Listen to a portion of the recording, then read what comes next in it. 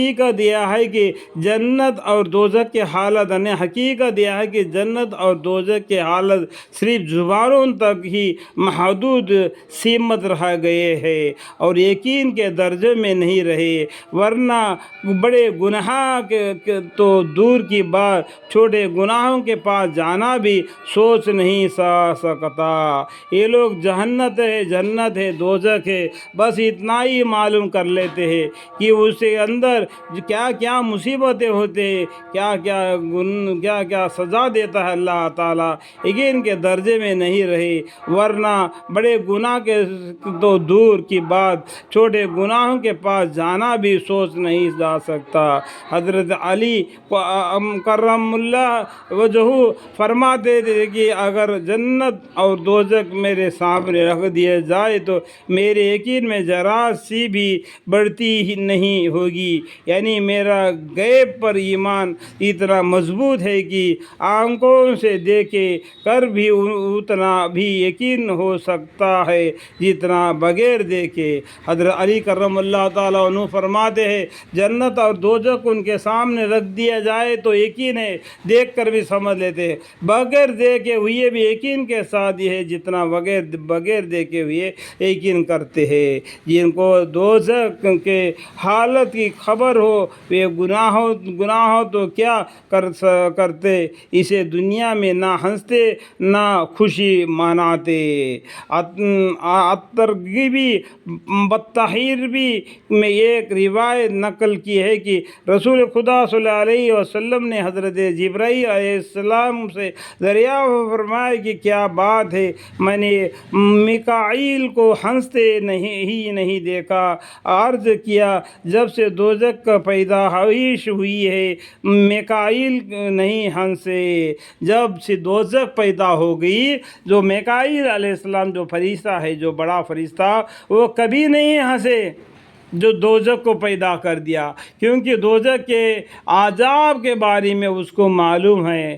اگر دوزخ کے عذاب کے معلوم ہے تو انسان بھی نہیں ہنسے گا، انسان بھی دنیا کی طرف مائل نہیں ہوگا۔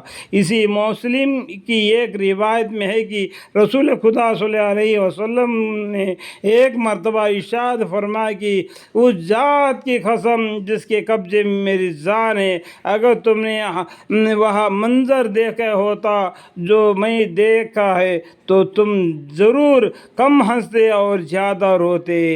پیغمبر صلی اللہ علیہ وسلم نے دنیا میں جنت اور دوزخ کو دیکھ کر آ گئے، تو اس لیے اگر وہ تم دیکھ لیتے، اگر تم وہ جہنم کو دیکھ لیتے تو دنیا میں اتنا نہیں ہنستے جتنا جو ابھی ہنس رہے ہو۔ صحابہ رقم رضی اللہ عنہ نے عرض کیا آپ نے کیا دیکھا؟ ارشاد فرمایا میں نے جنت اور دوزخ دیکھے ہیں۔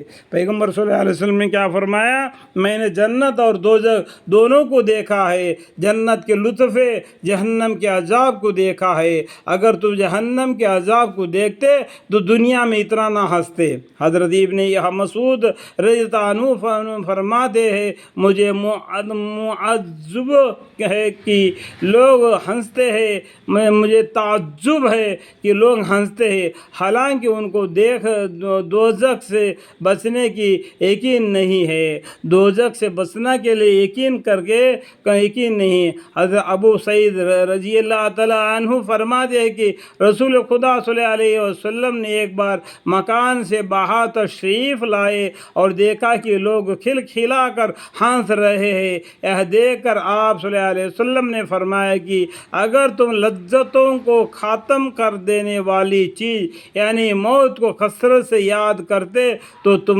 اس کی فرصت نہیں ملتی کہ جس حال میں تم کو دیکھ رہا ہوں۔ تم کو ایک دن تم کو مرنا ہے اور اللہ کے سامنے حساب کتاب دینا ہے، اس ٹائم پر ہماری کیا حالت ہوگی اس بات کو تم یقین کے ساتھ جان لیتے، تم اس طریقے سے نہیں ہنستے جو میں اب دیکھ رہا ہوں، تم ہمیشہ اللہ کے ذکر میں مشغول ہوتے۔ غرض یہ ہے کہ ہوشیاری وہی ہے جو اپنی آخرت کی زندگی بنائے اور دو چار دنوں کے مال و دولت، عزت عزت آبرو اوہادہ و حکومت کے پھندے میں پڑ کر اپنی جان کو دوزخ کے حوالے نہ کرے۔ جب عذاب میں پھنسیں گے تو پچھتانے کے بغیر اور کچھ چارہ نہیں۔ دنیا میں تو تم کو بچنے کے لیے ایک موقع ہے۔ اگر تم قیامت کے دن تم کو نام اعمال بائیں ہاتھ میں دی گئی تو ابھی بچنے کی کوئی صورت ہی نہیں۔ تو اس لیے دنیا میں زیادہ مت ہنسو اور زیادہ ہمیشہ اللہ کی یاد میں مشغول رہو۔ کھانا کھاتے ہوئے بسم اللہ سے شروع کرو اور کھانا پورا ہو جانے کے بعد میں الحمدللہ کہہ کے اللہ کا شکر ادا کرو۔ اللہ کا لاکھ لاکھ شکر ہے، اللہ تعالیٰ نے دنیا میں ہمیں توبہ کی نصیب عطا فرمائی۔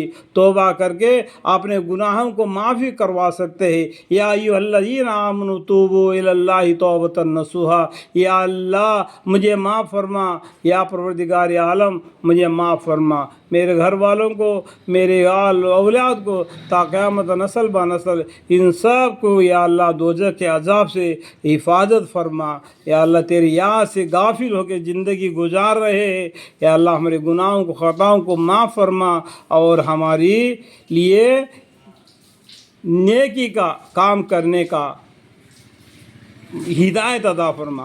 ہدایت دینا اللہ کے قبضے قدرت میں ہے، ہدایت اللہ کے ہاتھ میں ہے۔ آپ اے اللہ ہمیں ہدایت دے، اہدنا الصراط المستقیم کا راہ پر چلنے کی توفیق عطا فرما۔ آمین ثم آمین والحمدللہ رب العالمین۔